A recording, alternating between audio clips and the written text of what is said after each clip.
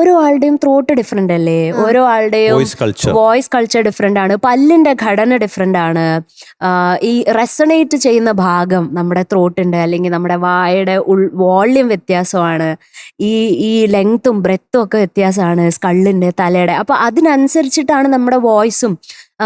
ചിലർക്ക് ചില സംഗതികൾ നൈസായിട്ട് പാടാൻ പറ്റും, ചിലർക്ക് അത് പറ്റിയെന്ന് വരില്ല, ചിലർക്ക് എല്ലാം പറ്റും, ചിലർക്കൊന്നും പറ്റില്ല. അപ്പം അതൊക്കെ അറിഞ്ഞിട്ട് വേണം നമുക്ക് അത് ചെയ്യാൻ വേണ്ടി. അപ്പൊ പലപ്പോഴും നമ്മൾ ഇമിറ്റേറ്റ് ചെയ്യാൻ ശ്രമിക്കുമ്പോൾ എന്ന് പറഞ്ഞാൽ നമുക്ക് ചിലപ്പോൾ അവരുടെ ഒരു ത്രോട്ട് സ്ട്രക്ചർ ഒക്കെ ഉണ്ടെങ്കിൽ മാത്രമേ ചിലപ്പോൾ അത് പാടാൻ പറ്റുള്ളൂ എന്ന് വരും.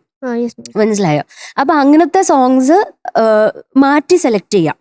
അല്ലെങ്കിൽ എന്ത് ചെയ്യാന്ന് പറഞ്ഞാൽ ദക്ഷൻ്റെതായിട്ടുള്ള രീതിയിൽ അതിനെ പ്രസന്റ് ചെയ്യാനുള്ളൊരു, എനിക്ക് തോന്നുന്നു ആ രീതിയിൽ ഒരു പ്രസന്റേഷൻ ചെയ്യുവാണെങ്കിൽ you can actually nail it.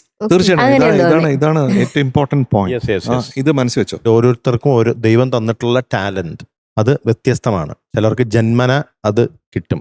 ഇപ്പോൾ ഒരു സിംഗറിന്റെ സംഗതികൾ പാടുന്ന രീതി ആയിരിക്കില്ല വേറൊരു സിംഗർ പാടുന്ന സംഗതികളുടെ സ്റ്റൈല്.